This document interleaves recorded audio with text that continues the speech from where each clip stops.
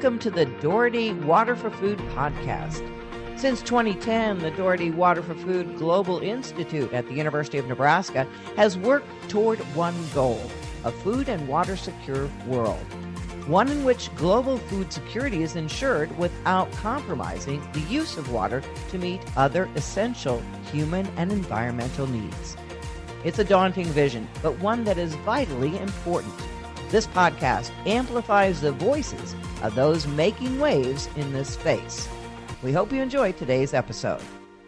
Welcome back to the Water for Food podcast. I'm Arianna Elnes, host of today's episode, and today I'm excited because we're joined by someone who brings a truly global perspective to one of the most important challenges of our time. Joe Sanders recently joined the University of Nebraska as Executive Director of the Daugherty Water for Food Global Institute. Over the past 27 years, he's led large-scale international development efforts across Africa, Asia, and Latin America, working at the intersection of agriculture, water, climate resilience, and livelihoods. Now he's bringing that experience to Nebraska, helping guide DWFI's work to strengthen water and food systems both locally and around the world. Joe, welcome. Thank you. We're glad to have you here. I'm excited to be here. Thank you. So first, can you just talk a little bit about your background? Yeah, sure. I've been working as an implementer of mainly USAID-funded agricultural development projects around the world, like you mentioned, in a few different regions. I started my career as a Peace Corps volunteer in Bolivia, where I learned a bit about rural development, agricultural development for smallholder farmers. And I think that's what began my passion for agriculture and for finding solutions to the challenges in rural development. And then after that, we could go into detail more about what I've done in my career, but I finished Peace Corps and then I quickly moved into the USAID implementation world. So I started managing projects first in Afghanistan, went to different places after that, all of them focused on commercial agricultural development for smallholders. Especially technological solutions and market access for farmers. And this is really where I gained my experience in irrigation and water management and understanding how critical water development is to improving productivity and addressing the key challenges that farmers face. So that's my career in a nutshell, but if we want to talk about some of the things I've done in the past, I'm happy to do that. Yeah, absolutely. You have had a long career, decades in international development, in irrigation, and in water and food. What were sort of your first steps, or what first sparked your interest? Yeah, decades. That makes me sound old. So, when I was in college, I was initially planning to become a doctor in the medical field. I was a biology major, pre-med student. Was very determined and worked very hard to qualify myself for med school. About a week before I got into med school, by the end of my senior year, I really realized that this wasn't the path for me. I probably had been exposed to quite a bit of new things in college that increased and piqued my interest in ways that I can make a contribution to the world.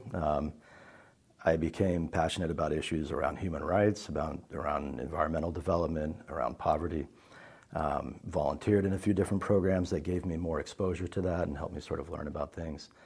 And I think that kind of piqued my interest in wanting to see the world a little bit, know more about these things that I'm interested in and see it up front. And so I bailed on the idea of going to med school, and I joined the Peace Corps, left about a year later and went to Bolivia. And it kind of took off from there. I'd say that Peace Corps, I've had a few, maybe 2 or 3 very formative sort of professional experiences in my life. And Peace Corps is probably number one.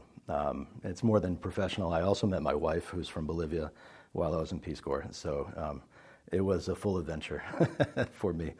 But my experience was incredible.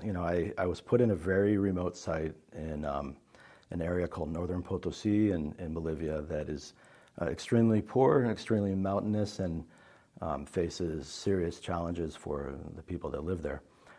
So I could see up front, the difficulty that exists in being able to find development solutions for people in these kind of situations. And I think it helped me gain a bit of perspective and passion for wanting to do more. I think the kind of cliche in Peace Corps is that you get more out of it than they get out of you. That's definitely true in my case. I think I was more in a formative time where maybe I was trying my best to benefit farmers, to help people, but I was also learning a lot. And to me, I see that sort of as the boot camp experience that I had that then helped me with the rest of my career. That's where I definitely gained my passion for rural development. And when I left Peace Corps, I think I had a clearer vision of what I wanted to do with my career. So there was still some, experiences in between that helped me kind of formulate what I wanted to do or what direction I was going to go in. But certainly that was the key moment in my experience. After that, I kind of finished Peace Corps and quickly moved into the USAID side of things. And that put me in Afghanistan, and actually the first USAID project in Afghanistan in 2002, after we kicked out the Taliban. And it was a very interesting time to be there. For me, it was like a baptism by fire experience in the sort of USAID project implementation side of things. It was incredible, and I would say that's the other big formative experience in my career. It got more serious than something like Peace Corps. You're dealing with big budgets and big responsibilities, and in a very challenging place with a lot of political attention put to it. But also, I learned where I can be effective and understood that this is an area that maybe I'm skilled in. I have some ability to be scrappy and to learn how to find solutions in difficult places. And I think that kind of experience, if you can get through that, you have some confidence, after that this is where you maybe can be the most useful. And so Afghanistan was what told me that I want to do this for the rest of my career. I want to be involved in rural development, maybe a focus on the rural poor and the challenges that they face, but also be practical and realistic and understand what are the specific needs that we can tackle and actually have an impact on, versus getting mired maybe in the complexity of what causes all of these challenges and knowing that you can't solve all these problems. That's kind of what came out of that experience, and then from that I've been able to, deepen it through new places that I went to. After Afghanistan, I've been back to Bolivia. I went to Nepal, Zimbabwe, and Kenya, and I've basically been overseas for the last 26 years, basically learning and trying new ideas and trying to be as successful as possible in solving some of these problems. That's amazing. Can you go back to maybe your time in Afghanistan and talk about, was there a project that provided sort of an aha moment, and talk about maybe the impacts? Sure. Yeah, Afghanistan, in terms of my sort of project or professional project implementation experience, that was definitely the most unique project. As the first project in Afghanistan for USAID, the idea was to, get in there quickly and tackle some of the most important issues that exist in the country. In our case, it was to rehabilitate irrigation schemes, which had been, dilapidated and in some cases destroyed over the last 20 years. So we had to get in there quickly and understood that the purpose of the project was, one, to bring these systems back to operation, back online, and help supply water to farmers, which is critical for agricultural development in Afghanistan. There really is no dry land here, agriculture in Afghanistan. So Kabul has an expression that Kabul can survive without gold, but not without snow. And so understanding how to address farmers' issues is first tackling the infrastructural problem that existed after all these years of neglect. So it was interesting. It put us around the country in multiple regions of the country at a time that was much safer. It sounds scary sometimes, the idea of Afghanistan. In 2002, the 3 years that I was there, it was much different. It was very optimistic. It was much safer. We really hadn't had any kind of sort of new reinsurgency or anything like that. So it allowed us to get around the country, to be there on site to address these problems and work with the locals that were leading the operations on the ground. I guess I wouldn't say it was so much an aha moment as it was a way for me to realize that the world is big. I before Peace Corps, I really had never been anywhere outside the United States, and so Bolivia was completely foreign and new to me. And it was exciting because I felt like I was starting to become an expert on Bolivia, a little bit about South America and Latin America. My next assignment was Afghanistan, the other side of the world, post-conflict situation, one that's dealing with very serious social and political issues, and obviously a hotspot at the time in the world. So it was very distinct from my previous experience. And it helped me realize that every place has its unique problems, and it's important to really understand those issues to be able to contextualize your work and what you do. So I think more than anything, I learned probably the importance of being adaptive and being able to tailor a response to the actual situation and to rely on local expertise to do that for you. One of the really interesting things about our project was I worked for a company that had been very active in Afghanistan in the 70s and 80s. And in the 80s, when the Russians were occupying the country, USAID implemented what they called the cross-border projects, which were based in Pakistan, but implementing their work in Afghanistan. So the guys who ran those projects were, extremely brave people that, did some impressive stuff like build bridges and roads and irrigation systems at the same time the country was under occupation. So when we started up our program, we basically inherited all these guys, all the ones who had been eager to come back to Afghanistan that, either the Americans or the Afghans who had to go into exile in Pakistan after that, were so excited to come back and to really be part of the reconstruction of their country. And that was very useful for us too. It allowed me to value the importance of local expertise and to realize even in a place like Afghanistan, you have top-level engineers, top-level agronomists, and people that really have solutions, and it becomes sort of your role to be able to champion those solutions and to make them work. Mm-hmm. Throughout all those experiences, how has that shaped sort of your approach to leadership? Mm-hmm. And what of those lessons do you bring here to Nebraska? I wouldn't say I have any sort of singular approach to leadership, but I think the thing I've learned the most over my career is that the best ideas come from the team. And a good leader understands how to facilitate that discussion, how to focus it in ways that maybe are more responsive to what our specific challenges are, but really rely heavily on the capacity and the knowledge and expertise that the people you work with have.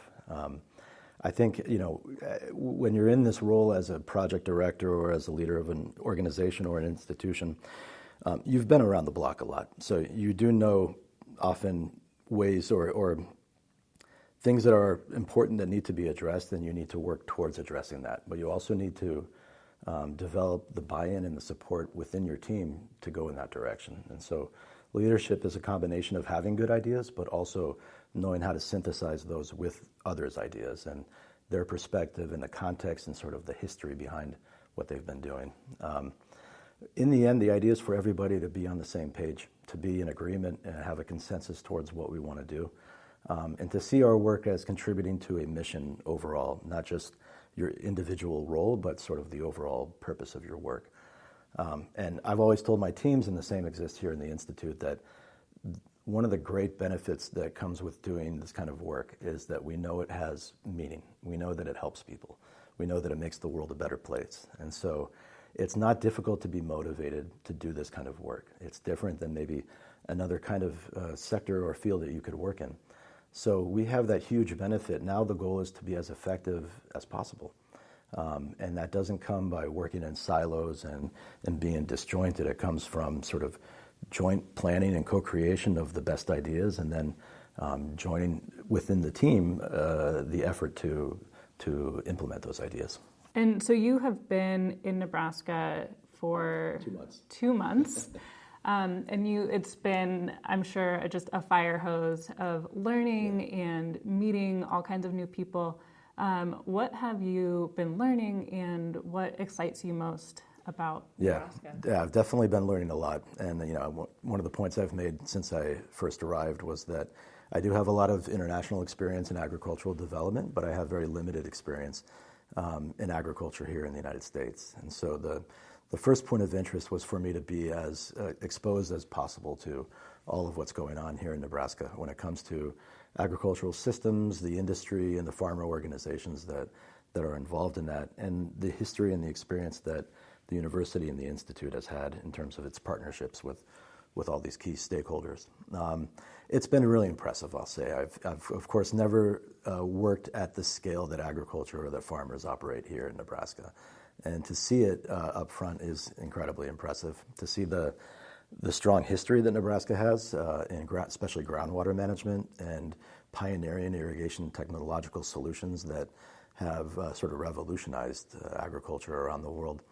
It's impressive. It's impressive to see a lot of that started here in Nebraska through our farming community and through the private sector and the industry around it, and the important role that the state government and the university have played in facilitating that. So that to me is exciting. It's been something very new to me, but also one where I feel like I can build on my past experience to make a difference in this area too. So I'm excited about that. Well, we're excited too. And I guess my last question would be, what, this area of water and food security in the news every day, it can feel a little bit dismal, but what gives you hope for the future? Yeah. What gives me hope is knowing that there are ways to solve these problems. I've been doing that for the past 20-something years in the field. And I've seen the good and the bad. I've seen projects and programs that work and ones that don't work. And one tells you that it's important to have a smart approach and smart planning and a pragmatic methodology for how you're going to make an impact. But it also tells you that these things can work. These things can happen. I've had projects that have had budgets of, like an example is my project in Zimbabwe had a $36 million budget that I believe generated something like $52 million in agricultural output just in the first 2 years. Wow. And the multiplier effect of how our money is used in terms of how it impacts things is kind of what a project is all about. And the more you can get that number up, the better. But I've seen it transform farmers who are making $500 a year to making, I think in one case we had banana farmers making $8,000 a year in just a 1-year transition. So essentially moving people below the poverty line into the middle class within, the sort of economic standards of their country. And so it's all about effective planning, effective approaches, understanding the importance of the market and the private sector and the leadership role that it needs to play, and understanding how we need to play a role of facilitating that through the best approaches, the best technologies, the best solutions, but in partnership with a commercial model that makes sense and is actually responsive and allows farmers to be well integrated into lucrative and growing more productive markets. Anything else that you're excited about? Yeah, we're doing a lot of stuff here in the Institute, and I'm still in that stage of learning to appreciate all of that and learning about all the different programs that we currently have, and as well as what we've done in the past. I think, my interest is to come in and to sort of build on that foundation, to look at the areas where we can maybe capitalize on our experience and grow and expand our work and impact. But also to keep the wheels running, so to speak, to ensure that we continue to implement the good work we've been doing. I've been learning a lot about what are the priorities here in Nebraska, what are the areas that the Institute is involved in that allows us to be responsive to that. I think it's going to be important for me to continue to engage with key stakeholders across the state so that I really understand what they see they get out of the Institute and our partnership with them, and what can we do to be even more responsive to the needs, whether it's of the Nebraskan farmer or it's within private sector or in other areas. That is exciting because I see that we've done a lot of great work. Now we can kind of expand on that and look at ways to deepen those partnerships, to expand market access for our private companies that work here in Nebraska, either across the country or internationally. And also utilize the expertise that's come out of Nebraska in water management, the experience that farmers have here that is incredibly relevant to farmers overseas. I think Historically, we've focused a lot in development on smallholder farmers as a way to address the agricultural challenges in those countries. I think it's important that we expand that, and I think from our experience here and with the kind of technology especially that's come out of Nebraska, there's a lot of opportunity for us to do that, to engage with the commercial farming sector in developing countries or other places, to see ways that we can help enhance productivity through the adoption of either the kind of technologies that come out of Nebraska or the technical expertise that comes from water management in Nebraska. Well, we are so excited to have your leadership here and to see what comes next. So thank you so much for joining us today. Yeah, thank you. For sharing a bit of your background. Yeah, sounds good. Appreciate it. Thanks for joining us this time on the Daugherty Water for Food podcast. Make sure to visit our website, waterforfood.nebraska.edu, to view show notes or subscribe so you don't miss future episodes.